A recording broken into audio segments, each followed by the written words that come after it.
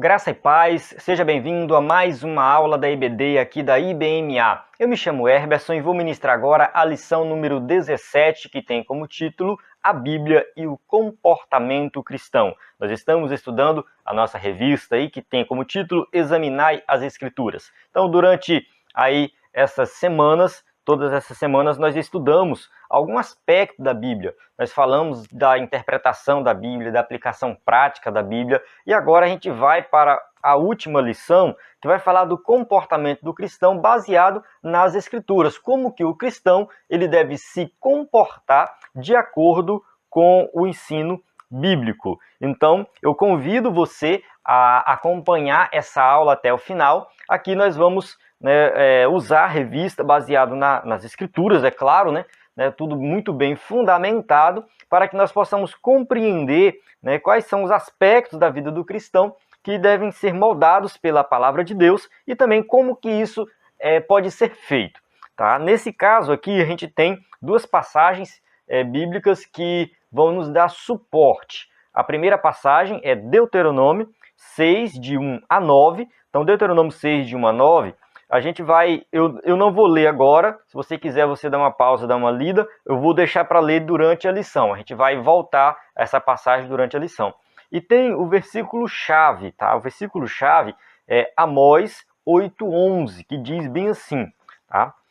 Eis que vem dias, diz o Senhor Deus, em que enviarei fome sobre a terra, não de pão, nem de sede de água, mas de ouvir as palavras do Senhor.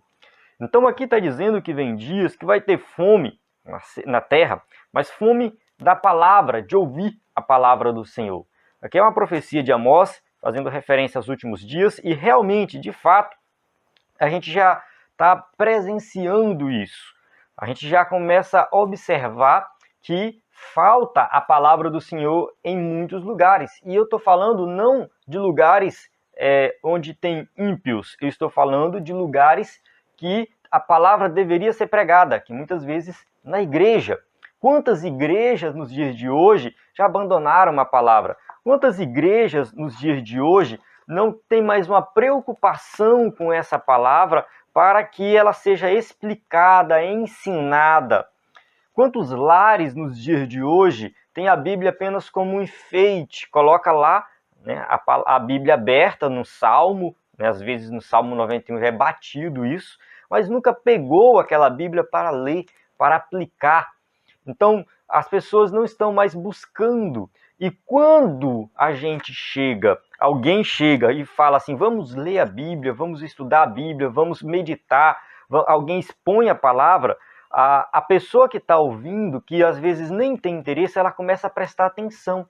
Ela começa a entender que ali tem algo realmente bom, tem algo que sacia a sua sede, sacia a sua fome, que mata a sua fome. Então as pessoas realmente elas estão precisando da palavra.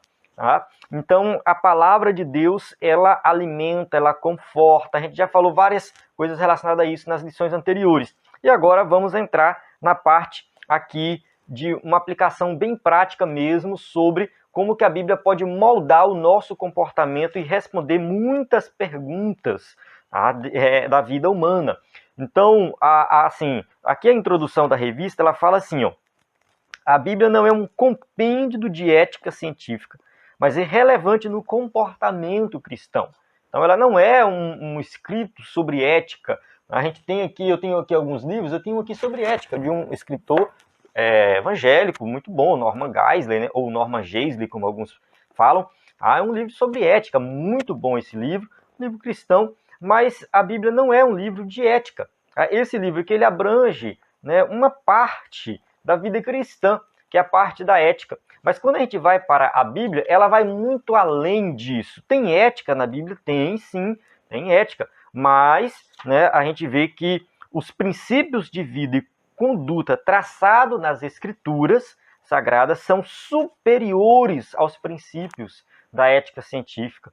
A tarefa da Bíblia principal é revelar a pessoa de Deus a nós e também dizer quem é o homem, quem somos nós. Qual é a natureza do ser humano? Qual o verdadeiro significado e propósito da vida? Vamos lá, né?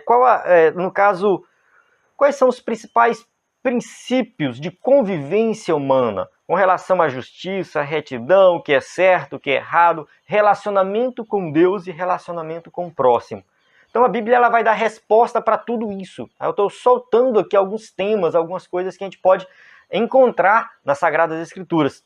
Tá? Se a gente pegar, ler, estudar, a gente vai encontrar. Tá? Não tem essa de, eu não sei qual é o sentido da vida, porque eu estou aqui, porque que eu nasci. Então, tudo, nas Escrituras a gente encontra a resposta, porque Deus ele é o Criador de todas as coisas, o sustentador de todas as coisas, e as coisas só fazem sentido quando a gente vai para Cristo. Tá? A Bíblia revela Cristo, e quando a gente vai para Cristo, nele está todo o conhecimento, nele está toda a revelação, nele está tudo. Então a gente encontra Cristo através das Escrituras. Tanto o Antigo Testamento aponta para Cristo e o Novo Testamento fala do Cristo que já veio. Então tudo converge para Cristo e a gente encontra isso onde? Na Bíblia, nas Sagradas Escrituras. Então eu vou destacar aqui alguns aspectos da nossa vida que a gente pode aplicar já, né, no caso, pegar os ensinos bíblicos e aplicar diretamente nessas áreas. Vamos falar dessa forma. Assim. Então, quais são esses aspectos da nossa vida? São as instituições mais importantes da sociedade, que no caso é a família, né, a sociedade como um todo e a igreja. Então, vai ser bem abrangente. Tá? A abordagem aqui vai ser bem abrangente, mas para que você possa compreender os princípios e aplicar esses princípios em situações específicas da sua vida. Então, eu vou falar de forma abrangente, mas você vai aplicar em situações bem específicas. Então, vamos lá. Primeiro, na família. A Bíblia tem instruções bem claras com relação à organização da família. Nós sabemos que a família é uma instituição divina que o mundo tem desprezado. O mundo não tem valorizado a família. E nós, como crentes, independente do que o mundo diz, independente do que as leis humanas permitem, independente de tudo isso, nós temos o nosso padrão de viver, tá? O nosso padrão, o nosso modelo de família que nós consideramos. Existem muitos debates com relação hoje ao conceito de família, onde muitos crentes entram nesse debate.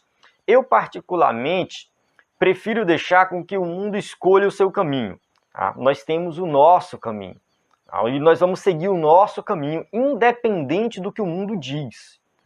E qual é o nosso caminho? Tá? Vamos ler a passagem aqui de 1 Coríntios 11:3, que fala assim: quero, entretanto, que saibais ser Cristo o cabeça de todo homem, e o homem o cabeça da mulher, e Deus o cabeça de Cristo. Então, a gente observa que cabeça aqui está falando de liderança, daquele que lidera, daquele que está na frente. Então, quando fala aqui o homem, o cabeça da mulher, Paulo está escrevendo dentro do contexto familiar, onde tem um homem e uma mulher. É a família tradicional. Mas o mundo não concorda com a família tradicional. Problema deles. Tá? Nós temos o nosso modo de vida. Então, nós vamos aplicar isso na nossa vida. Um homem e uma mulher. E aqui, né, a gente observa que o cabeça é no sentido da liderança no lar. Deus instituiu na liderança do lar o homem como sendo o líder. O líder não é aquele que humilha, o líder não é aquele que manda, o líder não é aquele que faz do seu jeito, enquanto o seu liderado é humilhado, sofre, é reprimido. Não. O líder é aquele que assume para si a responsabilidade das decisões tomadas dentro de um grupo. Seja um grupo numa empresa, seja numa escola, seja onde for, seja na igreja, ou seja dentro do lar. No lar nós temos um grupo, um homem, o marido, a esposa, os filhos.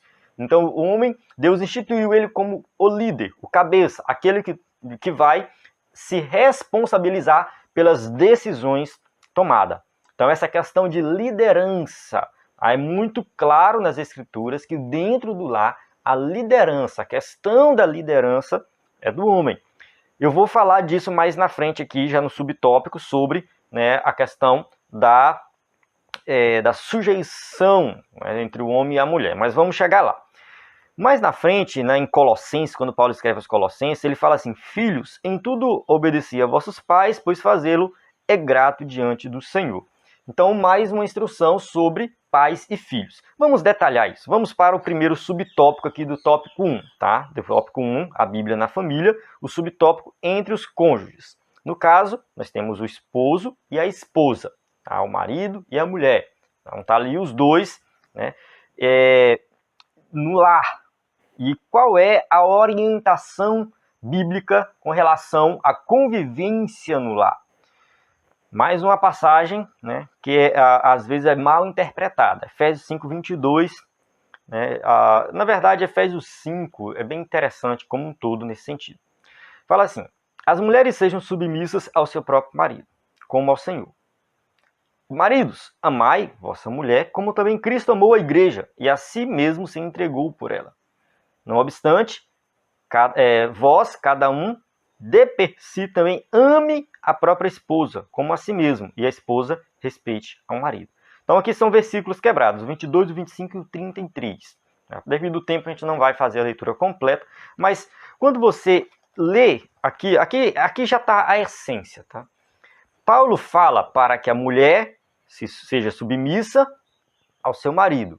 E fala para que o marido ame a mulher como Cristo amou a igreja, ou seja, dando a vida por ela. E Paulo fala 3 vezes nessa passagem aqui que o homem deve amar a mulher. Então, aqui a submissão, ela é mútua.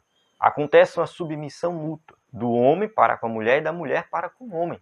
De tal modo que a convivência dentro do lar seja algo harmonioso. Não um ambiente de opressão, um ambiente de maltratos, um ambiente de confusão, de briga. Não é esse ambiente que a Bíblia vai orientar, mas um ambiente de amor, de cuidado, de submissão, a ponto do marido poder dar a vida pela esposa. Então a gente observa que é essa orientação bíblica. A interpretação errada dessa passagem gerou aí, durante muito tempo, né, uma desculpa para, né, que o homem humilhasse a mulher. Porque a mulher tem que ser submissa. Então a mulher foi humilhada por muito tempo. Quando os ímpios criticam, né, o povo de Deus com relação à questão familiar, da família patriarcal, muitas vezes eles fazem isso com razão. Porque, né, quantos lares cristãos não tem por aí que as mulheres sofrem opressão e são humilhadas? E o marido não, porque Efésios diz que a mulher tem que ser submissa. Só que ele só leu o primeiro versículo, ele não leu o restante, onde diz que o marido também tem que se submeter a ponto de dar a vida por ela. Então, isso não tira a liderança dele. De acordo com o que a gente leu em 1 Coríntios 11:3, o homem é o cabeça, o líder. Mas isso não significa que ele tenha a autoridade para humilhar. Então, né, a gente vê que esse é o padrão bíblico, tá? O padrão de harmonia dentro da família. Quem consegue seguir esse padrão vive bem. Quem consegue seguir isso aqui tem uma família feliz. Mas quem não consegue, infelizmente, vive, né, numa situação difícil. Por isso que muitas vezes tem divórcio, e tem briga, e tem um monte de coisa que só traz mais problemas. Um problema traz outro problema. Continuando, segundo subtópico, dos filhos para com os pais. Fala assim: filhos, obedecei a vossos pais no Senhor, pois isso é justo. Honra teu pai e tua mãe, que é o primeiro mandamento com promessa. Então aqui a gente tem uma orientação de que o filho deve obedecer e honrar o seu pai e sua mãe. Isso não é só quando ele é pequeno e está dentro de casa, não. É quando ele sai, que ele cresce, que ele casa, enquanto o seu pai estiver vivo, o filho tem que obedecer e honrar. Isso é mandamento bíblico. Tá? É um mandamento com promessa. Se você fizer isso, teus dias se prolongarão sobre a terra. A obediência ao pai e à mãe está atrelada a uma vida longa. É uma promessa divina. Dos pais para com seus filhos. Fala assim: e vós, pais, não provoqueis vossos filhos a ira, mas criai-os na disciplina e na admoestação do Senhor. Efésios 6:4. Então aqui né, tem uma orientação de que o pai também não pode ser aquele pai rigoroso que produz no filho ira, que sai por aí batendo, castigando por qualquer motivo, sem razão nenhuma, porque muitas vezes acontece, gerando no filho uma revolta, uma raiva. Depois que o filho cresce, o filho não quer mais saber, não tem amor, apego pelos pais, e acaba indo embora, e muitos problemas são gerados a partir daí. Então a gente tem que ter cuidado também nessa questão de cuidar dos filhos, na disciplina. A disciplina ela tem que ser feita com amor. A disciplina ela tem que ser aplicada, mas de tal forma que o próprio filho compreenda: meu pai fez isso porque eu errei. E tem mais uma orientação aqui: criai-os na disciplina e na admoestação do Senhor. Então não provoque a ira e criai-os na disciplina, ou seja, aplique a disciplina com amor e ensine o que é correto. Aí a gente vai para o texto de Deuteronômio, que eu falei no começo, Deuteronômio capítulo 6, aí, né, no versículo 4 diz assim, ouve Israel, o Senhor nosso Deus é o único Senhor. Amarás, pois, o Senhor teu Deus de todo o teu coração, de toda a tua alma, de toda a tua força. Essas palavras hoje que te ordeno estarão no teu coração. Tu as inculcarás a teus filhos, e delas falarás assentado em tua casa, e andando pelo caminho, e ao deitar-se e ao levantar-se. Também as atarás como sinal na tua mão, e te serão por frontal entre os olhos. E as escreverás no umbrais da tua casa e nas tuas portas. Então está bem claro que a lei de Deus, né, o ensinamento correto tem que ser transmitido dentro da casa, tem que ser ensinado na casa, o filho tem que aprender em casa. A escola vai ensinar muita coisa boa, mas vai ensinar muita coisa ruim. Entre os coleguinhas, quando é adolescente, criança, adolescente, até na juventude, entre os amigos, coleguinhas, vai aprender muita coisa que não presta, vai aprender muita coisa ruim, tá? Vai aprender muita coisa ruim. Isso é um fato, isso vai acontecer. Mas onde que ele vai aprender o certo? Em casa. A igreja vai ensinar? Vai ter a EBD na igreja, vai ter o culto, mas ainda não é o que Deus planejou. O que Deus planejou é em casa. Ou seja, você tem que ensinar o seu filho em casa. A responsabilidade é sua e Deus vai cobrar isso de você. Vamos para o tópico 2. A Bíblia na sociedade. Bem, nós falamos aqui da família, vamos fazer algo mais abrangente agora. Tá? Quando a gente lê a lei de Deus, ali em Êxodo, Deuteronômio, a gente vê uma parte da lei que é voltada para o relacionamento com Deus. Honra o Senhor teu Deus, adorará somente a Ele, não dirás o seu nome em vão. Enfim, a gente tem uma orientação de vertical entre o homem e Deus. Quando a gente lê uma outra parte da lei, a orientação é horizontal, entre seres humanos, entre pessoas. Por isso que entra em honra o teu pai e tua mãe, não matarás, não adulterarás, não furtarás, não dirás falso testemunho e não cobiçarás. Então aqui a gente observa o quê? Que Deus, desde o início, desde o princípio, tem uma preocupação com os relacionamentos. Eu mostro que eu amo a Deus amando o próximo. Eu mostro que eu amo o próximo amando a Deus e uma coisa está interligada na outra. Não faz sentido eu dizer que eu amo a Deus, vou para a igreja e tal, mas se eu não tenho um bom relacionamento com o próximo. Tá sem lógica isso aí. Então, a lei de Deus, desde o início, ela vem trazendo, né, essa orientação para que nós possamos conviver bem em sociedade. No Novo Testamento, a gente tem o Sermão da Montanha, onde Jesus vai trazer ali, muitos dizem que se a nova lei. Então é bem interessante o Sermão da Montanha, né, que Jesus fala assim, olha, vocês ouviram o que falou lá no passado, não adulterarás. Pois é, eu digo para vocês, se você olhar para uma mulher e desejar no seu coração, você já adulterou com ela. Então, Jesus ele não anula a lei do Antigo Testamento, ele estreita mais um pouquinho, fica um pouco mais complicado, né, mais estreito. Então, a lei de Cristo, ela é até mais rigorosa, podemos até dizer assim, mais rigorosa do que a lei do Antigo Testamento. Olha, o que diz a lei? Não matarás. O que eu vos digo? Se você chegar para o seu irmão e xingar ele, maltratar ele, você já cometeu um homicídio. Então, né, a gente tem que ter um bom relacionamento seguindo o quê? O que Jesus ensinou. Tá? A Bíblia está dando as instruções.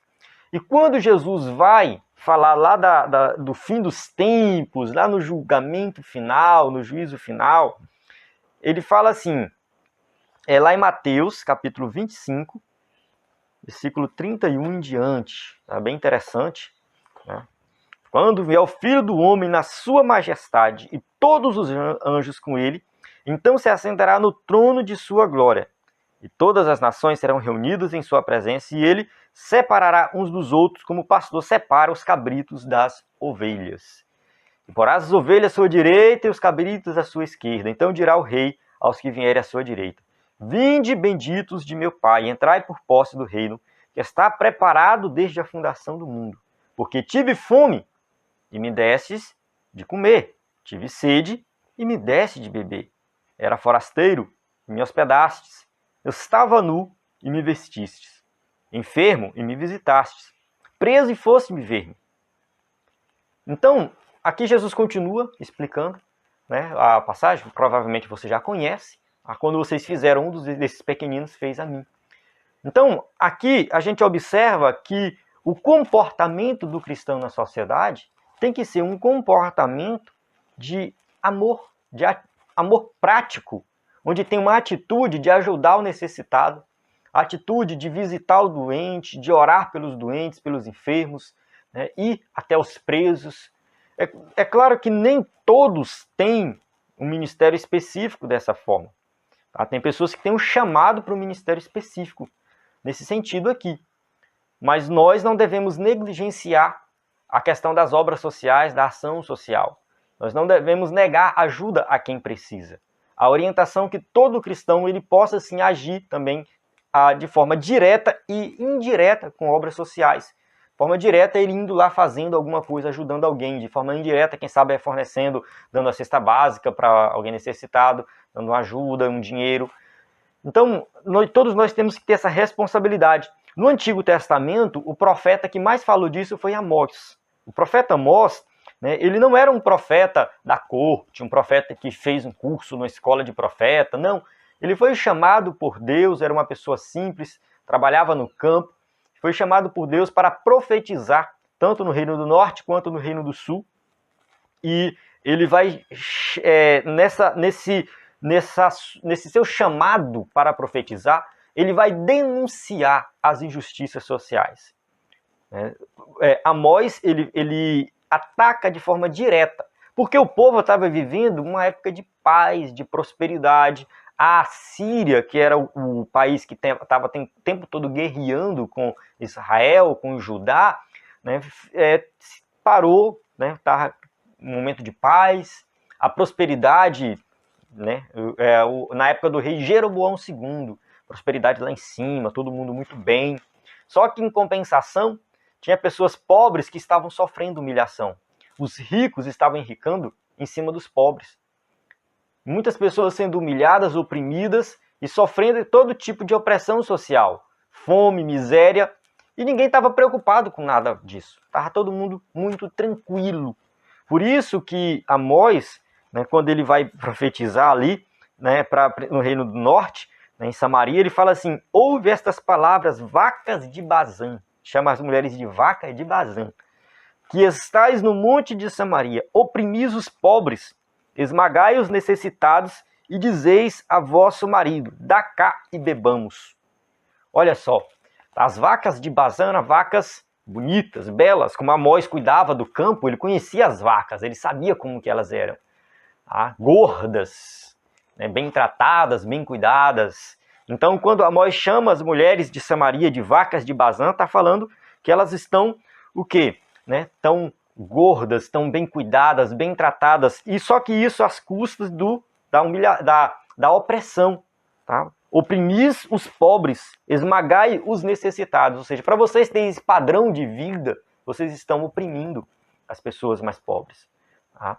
E aí, Deus ele vai, né, ele chama Amós para proferir essa palavra e vai proferir uma palavra de juízo para a nação de Israel por causa disso. Então, Amós é repleto de passagens desse sentido, de alerta para o povo. E tem um momento que Deus fala da questão do culto que eles estavam oferecendo, que era um culto vazio, né? Um culto que Deus não estava recebendo.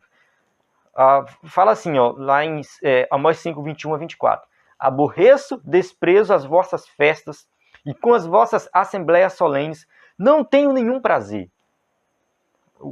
E ainda que me ofereçais holocaustos e as vossas ofertas de manjares, não me agradarei deles, nem atentarei para as ofertas pacíficas de vossos animais cevados. Afasta de mim o estrépito dos teus cânticos, porque não ouvirei as melodias das tuas liras. Antes, corra o juízo como as águas e a justiça como ribeiro perene. Então Deus está falando assim, vocês estão com uma religiosidade, vem para o culto, faz o sacrifício, mas eu não estou aceitando esse sacrifício. Porque vocês estão agindo de forma injusta na sociedade, no cotidiano. Então não faz sentido, não tem lógica vocês virem para cá oferecer sacrifício, se lá fora, no dia a dia, no cotidiano, vocês não se importam com ninguém, passa por cima dos outros e tenta conquistar as coisas de qualquer maneira, só para ter dinheiro. Então essa é a crítica que Deus faz. Tá? Deus usa o profeta Amós nesse sentido. Será que isso tem alguma conexão com a realidade nos dias de hoje? Vamos refletir sobre isso, né? Tópico 3. A Bíblia na igreja. Tá? A Bíblia é a voz da igreja. É o sentimento da igreja. É o único manual da igreja. Então, a Bíblia ela deve ser o fundamento do povo de Deus. Porque o que é a igreja? A igreja é o povo de Deus, é aquele que se converteu, que era do mundo, saiu do mundo, e agora é um povo separado, povo santo, que Deus tirou do mundo, mas é o povo que ainda está no mundo, e é o povo enviado para o mundo. Então nós estamos dentro do mundo, somos separados para Deus, mas ainda vivemos nesse mundo, né? E somos enviados para pregar o evangelho nesse mundo.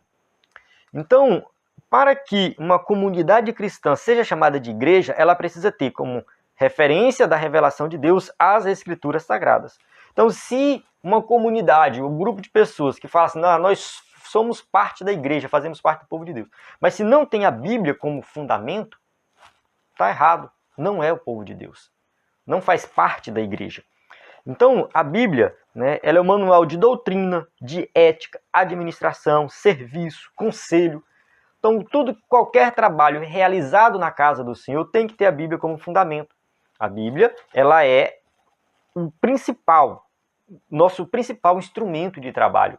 É por isso que nas lições anteriores a gente falou de interpretação bíblica, ferramentas para interpretar, falamos de parábolas, de profecias. Ou seja, a gente precisa entender, ter ferramentas para usar a Bíblia da forma correta, para que ela possa ser útil nesse sentido, no ensino da doutrina, na admoestação, no aconselhamento, quem trabalha com aconselhamento, no diaconato, enfim, a Bíblia ela vai fundamentar tudo isso. A gente vê que a revista cita a passagem de Lucas 4, 16 a 20, como exemplo da sinagoga lá dos judeus. Tá? Os judeus, eles tinham as sinagogas, não era o templo, era a sinagoga, que era um local de estudo da palavra, onde a Bíblia era o fundamento. Ler o Antigo Testamento era algo que era realizado todo sábado. Né? Jesus foi lá e leu a passagem de Isaías, né, onde ele começa o seu ministério, assim que ele começa, ele lê a passagem de Isaías numa sinagoga. Paulo, quando ia pregar, entrava numa sinagoga. Por quê? Porque ali tinha a Bíblia, ali tinha a palavra de Deus, ele sabia que a palavra de Deus já estava naquele local. Então, nós devemos seguir esse exemplo, né? Porque a Bíblia ela fortalece a igreja, energiza a igreja, alegra a igreja e abre caminhos novos para a igreja. Então, quem está na liderança tem que se preocupar em ensinar a palavra de Deus. Amém? Chegamos na conclusão da nossa aula que diz assim, tá? Jesus disse à igreja de Éfeso, arrepende-te e volta.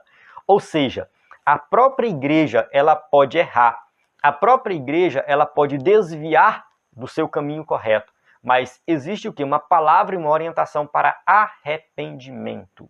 Arrepende e volta para as primeiras obras, volta para aquilo que você foi chamado. Tá? O mundo, né, tem as suas ideologias e tudo mais, né? O mundo tem os seus meios, os seus mecanismos que são falhos, que são cheios de erros, porque está manchado pelo pecado. Tudo que existe no mundo está manchado pelo pecado. E a igreja ela não pode querer imitar o mundo, querer inovar. Não esquece um pouco a Bíblia e vamos inovar com alguma técnica diferenciada. Cuidado com isso. A Bíblia ela tem que ser o fundamento, né, dentro da igreja. Então a igreja ela tem que usar a palavra de Deus. Tá? Ele coloca assim, né, o cristão né? O crente precisa voltar a ser identificado como o Bíblia, como era chamado nos primeiros anos, né, dos evangélicos no Brasil. É o Bíblia. Ó, o Bíblia ali, ó. Por quê? Porque ele andava com a Bíblia. A Bíblia era base da vida do crente. Tá? E ela tem que continuar sendo. Tá? Tem que continuar sendo, mas usada da forma correta, né, interpretada corretamente, e que ela, aplicada na nossa vida, gere fruto, ou seja, gere um comportamento diferenciado, um comportamento bom, um comportamento que ajuda o necessitado, que respeita as pessoas, um comportamento tolerante, um comportamento de amor, um comportamento diferenciado para que o mundo possa ver. Eu falo assim, não, ali tem algo diferente, porque ali vai o Bíblia. Tem alguém que é fundamentado nas Escrituras. Amém? Então eu encerro aqui a aula. Espero que você tenha compreendido e coloque em prática na sua vida. Não fique somente na teoria, mas procure viver o que a Bíblia Sagrada ensina em todas as áreas da sua vida. Tudo que você precisar, você vai encontrar resposta nas Escrituras. Graça e paz. Até a próxima aula.